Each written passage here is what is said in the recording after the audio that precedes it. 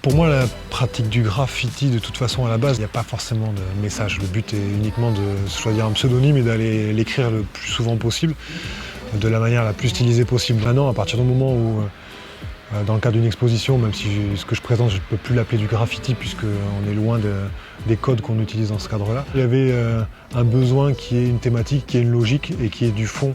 C'est quelque chose que j'applique sur mes murs depuis quelques années également. Parce qu'à un moment, j'en ai eu marre de me dire est-ce que tu fais juste du beau finalement pour faire du beau? Est-ce que les persos sont juste faits pour être entre deux lettrages sur une fresque? Il y a eu un besoin pour moi à un moment de montrer autre chose que juste de la technique. Donc pour moi à la base, il n'y a pas d'obligation en tant que graffeur à ce qui est du fond. Maintenant, en faisant évoluer ma pratique artistique, ça devient indispensable qu'il y ait une histoire à raconter, qu'il y ait une interaction avec les modèles qui sont représentés sur les tableaux. C'est quelque chose qui prendra de plus en plus de place au fur et à mesure de ma pratique, je pense.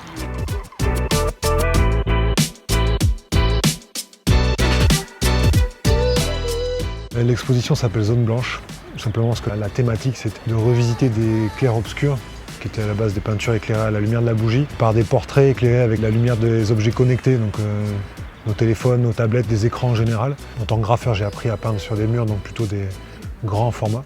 Pour moi, un tableau, du coup, c'est quelque chose de beaucoup plus petit, beaucoup plus contraignant. Et ça m'oblige à utiliser la bombe de peinture d'une manière différente.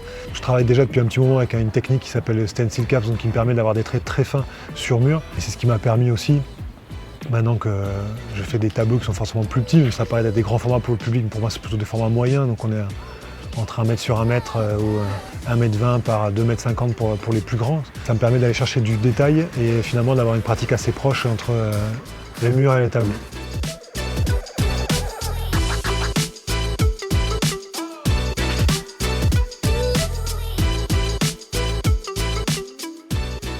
L'Institut est en train de prendre une place depuis peu dans le paysage graffiti street art, parce qu'il commence à mettre en avant depuis quelques années maintenant des artistes issus de ce milieu-là, d'horizons différents, locaux, nationaux ou internationaux. C'est important puisque les opportunités sont quand même rares sur Bordeaux. Donc je suis content, fier de participer à cette émergence dans ce lieu-là, du coup à continuer à faire rayonner un peu la scène bordelaise en dehors des murs bordelais.